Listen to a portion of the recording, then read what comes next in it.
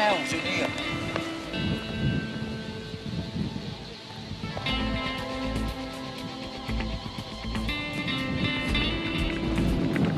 I've got some lights on here.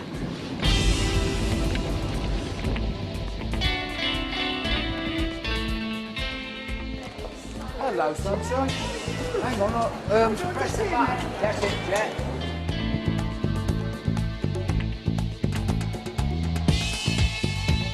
Oh, hello, Charlie. How are you? Good. That's good to hear. Yourself? Very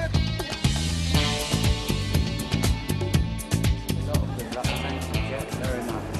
You're welcome. Cheers, my buddy.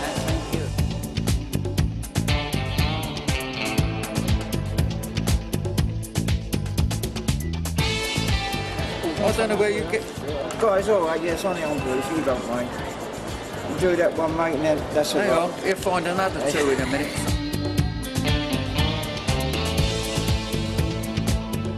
How's the CD going, all right? Cheers, thank you. Good. kindly. Is it going to #1 this week? No, of course it's not. It's in the top 1,000.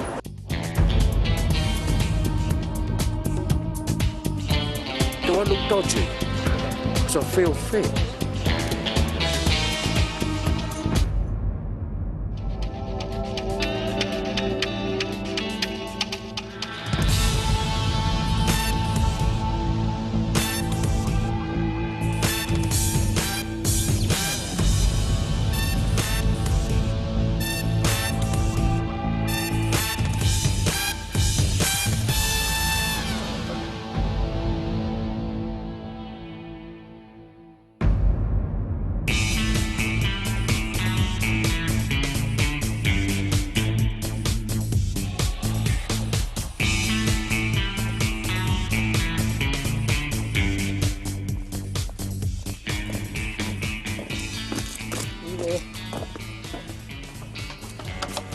This is where I live.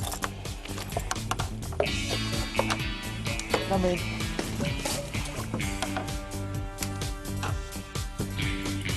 There you are. Nice coal fire. Oh, isn't it? Right, hat off. Coat off. That's it. Now I'm going to roll a fag. Oh, me, I went to school in Willesden, which is northwest London. And at school, I mean, I was quite an athlete. I think I did the 100 yards in something like 10.8. And that's where I got the name from, because all my mates at school said it'd only just been invented, the jet. They said, God, he goes like a jet when I ran, you know. And it stuck. It's not a name I chose. It's a good stage name, Jet Harris. It's easy to remember. But this place, first time I played here was, I don't know now, 1960, I think. Or was it Sunday night at the Palladium, I think, with Bruce Forsyth.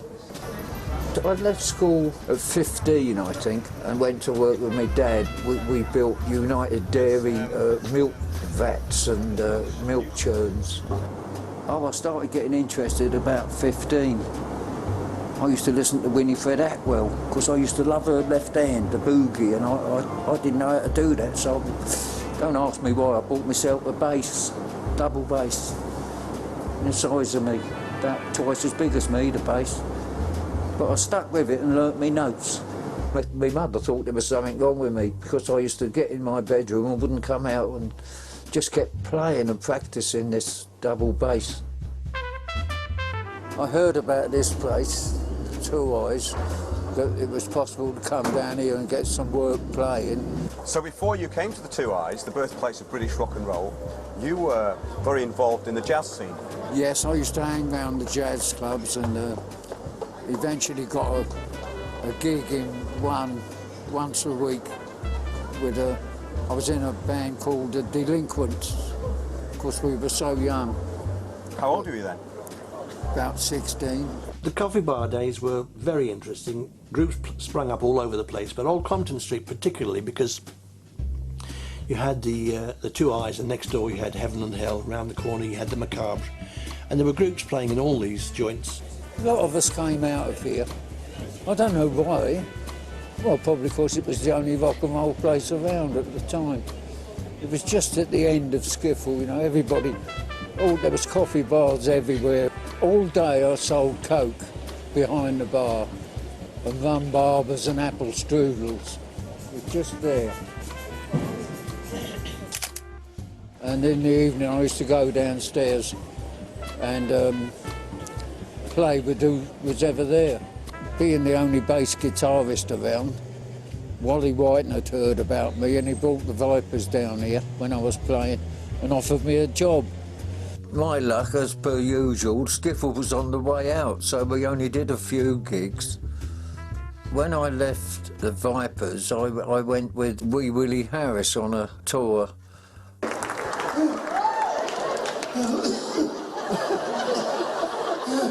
I've got a picture of me and you on stage, in black and white, when you were working with me, and I'm out front giving it that, and you can see you at the back with the bass guitar. Where was it at? Do you know? I don't know what place it was, but it's one of the places we worked. I did about 6 months on double bass, and then Tony Crombie, when I joined, that was the band leader when I joined Willie Harris. He told me about this new invention that was on sale in a music shop. He said, I think they call it a bass guitar. Anyway, I went and had a look at it and bought it. This is my car, is where I got my first bass guitar, my first famous. And of course you can see the fenders there. But my guitar was in the window round the corner, my first one. But these are the people that supplied us with all the Vox amps and the fenders all those years ago, and it's still here. Amazing. And that's how I became, well, the only bass guitarist around. Because way back in '59, basses were a very, very rare thing. Well, electric basses, they were an American instrument, and very few people had them in Britain, and Jet's Framus was certainly one of the first ones. People used to come down to the Two Eyes to see this bloke playing this new instrument, you know, because they'd never seen one. The one and only, the living legend, Mr. Jet Harris.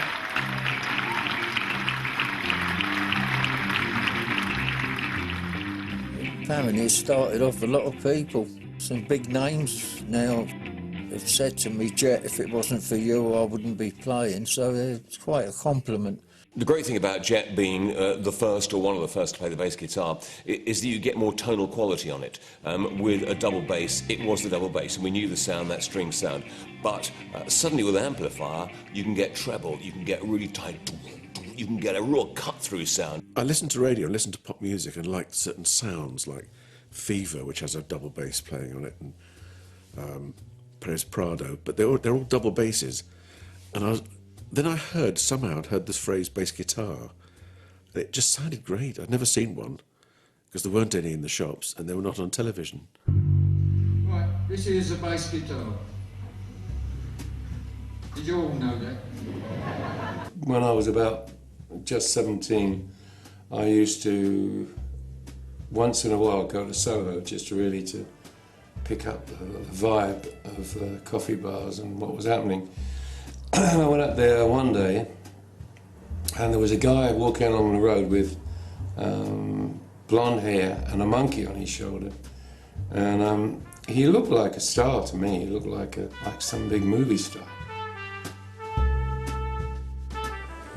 I bought the monkey off of Mickey Most. That was, and it was called Mosty. Well, I can remember walking about with this suede suit with my monkey, yeah.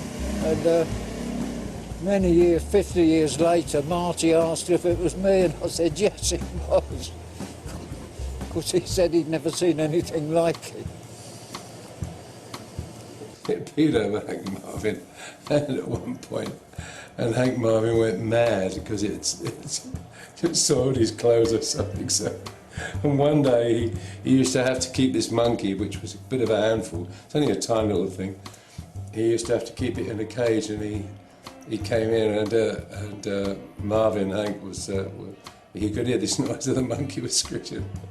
Hank was peeing over the monkey. About as funny as it could get. I think they should put that in the film. Hank peed on the monkey, which I don't think is very nice.